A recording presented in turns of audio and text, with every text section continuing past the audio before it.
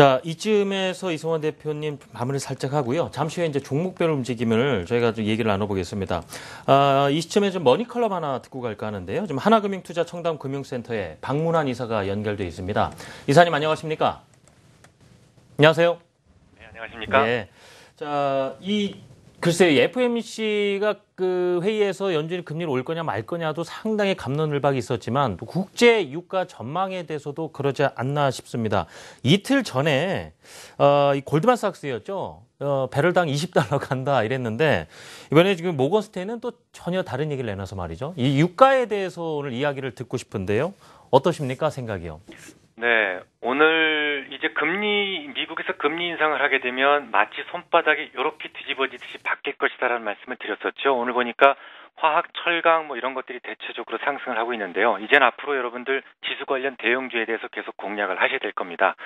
많이 말씀을 드렸으니까 오늘은 아주 재미있는 뉴스를 하나 분석해 보겠습니다. 말씀하신 대로 흥미롭게도 같은 시기에 모건 스탠리와 골드만삭스가 유가에 대해서 완전히 극과 극의 보고서를 내놓았죠.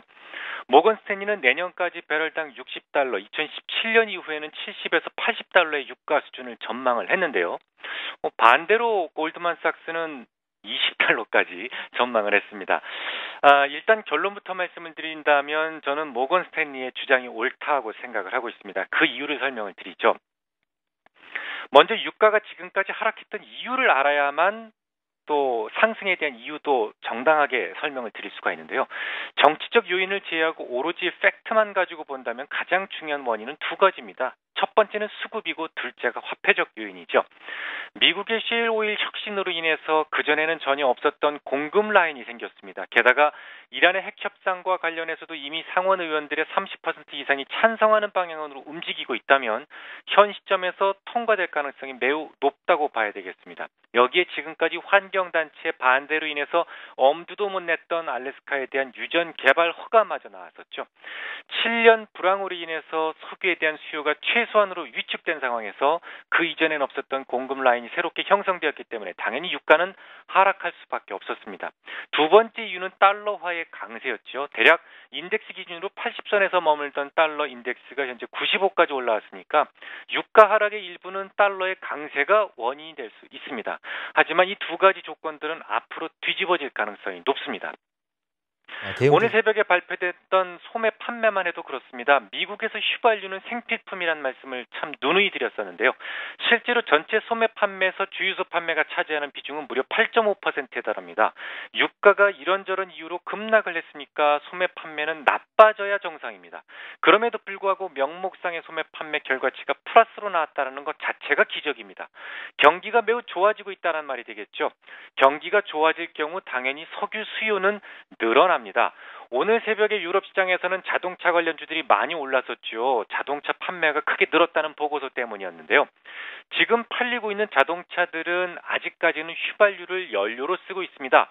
팔린 자동차가 주차장에 장식품으로 서 있지만 않는다면 조만간 석유에 대한 수요는 당연히 커질 수밖에 없습니다. 또한 달러의 강세 역시 저는 미국의 금리 인상을 시작으로 약세로 전환될 것이라고 믿고 있습니다. 달러가 약세로 전환될 수밖에 없는 이유는 여러 차례 설명을 드렸으니 생략을 하겠습니다만 달러가 향후 10%만 하락해도 유가는 단지 화폐적 요인으로만 10% 상승할 수 있습니다. 물론 저 역시 유가가 과거처럼 $100를 넘어설 것이다라고 보지는 않습니다. 이 부분을 설명드리기 위해서는 석유의 원가에 대한 설명을 드려야 되는데요. 세계 각지에서 나는 석유는 원가가 모두 다릅니다. 아무래도 우물처럼 그냥 땅을 파서 나오는 중동의 석유 원가가 가장 싸겠죠. 브라질의 초심의 석유나 아니면 모래가 섞여 있어서 정제하는 데 비용이 많이 들어가는 캐나다의 샌드오일 혹은 탈황 단계를 더 거쳐야 되는 베네수엘라의 석유 같은 것들은 단가가 비쌀 수밖에 없습니다. 하지만 그것도 모두 일정하진 않죠. 예를 들어서 같은 셰일 오일이라고 하더라도 몇 미터 깊이에서 퍼올렸는지에 따라서 단가는 달라지고 또한 같은 품질의 원유라고 할지라도 유정의 위치에 따라 운송비가 추가되기도 합니다. 셰일 오일의 원가는 개발 초기 단계에 대략 $75 수준이었던 것이 최근 굴착 기술의 발전으로 인해서 평균 $60 수준까지 하락했다고 합니다. 베네수엘라 석유는 $50 정도가 원가고요. 브라질의 초심의 유전은 아직도 $70 수준이 원가입니다. 물론 저의 생각입니다만 모건 스탠리가 궁극적으로 $70에서 $80의 유가 수준을 전망했다면 아마도 이런 부분을 감안해서 결정하지 않았을까라는 생각을 하고 있습니다. 그러니까 경기가 좋아질 경우 경제성 있는 유전으로부터 생산이 늘어나기 시작할 것이고 그 한계는 아마도 대형 유전으로서 가장 높은 원가를 가지고 있는 브라질의 초심의 유전이 기준이 될 가능성이 높다라고 생각을 합니다. 브라질의 초심의 유전의 매장량은 엄청나죠. 만약 경기가 호전돼서 이 유전까지 경제성이 생기게 된다면 그 이상의 비용이 들어가는 다른 셰일 오일 유전들은 경제적 가격까지 오기 힘들 것이다라고 저는 생각을 하고 있습니다. 만약 유가가 $80 이상으로 오를 경우 브라질의 유전이 가동되면서 그 이상으로 가격이 오르는 것을 방해할 것이다라고 저는 생각을 하고 있습니다. 그리고 마지막으로 한 말씀 더 드리죠. 우리는 의사가 가운을 입고 있으면 모두 같은 의사라고 착각을 합니다. 하얀색의 제복에 대한 맹목적인 믿음이지요. 하지만 사실 그렇지 않습니다. 100명의 의사가 있다면 그 의사들의 순위는 반드시 존재합니다. 정말 사명감을 가진 명의도 있고 보통 수준의 의사도 있고 아예 돌팔이도 있습니다. 물론 골드만삭스는 상위권에 매우 좋은 회사입니다. 하지만 모건 스탠리는 JP 모건이라는 회사로부터 헤럴드 스탠리가 나와서 창업한 회사죠. JP 모건이라고 하는 그 회사는요, 유대자금의 정점에 있는 매우 중대한 회사입니다. 제가 만약 환자이고 2명의 의사 중에 한 분한테 제 몸을 맡겨야 되는 상황이라면 저는 모건 스탠리라는 의사를 찾아갈 것 같습니다.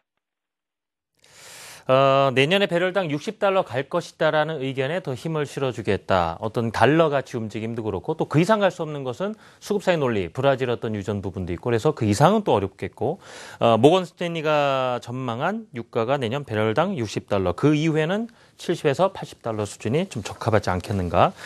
왜 그런지 설명을 들어봤습니다. 하나금융투자 청담금융센터의 박문환 이사였습니다. 이사님 고맙습니다. 잘 들었습니다.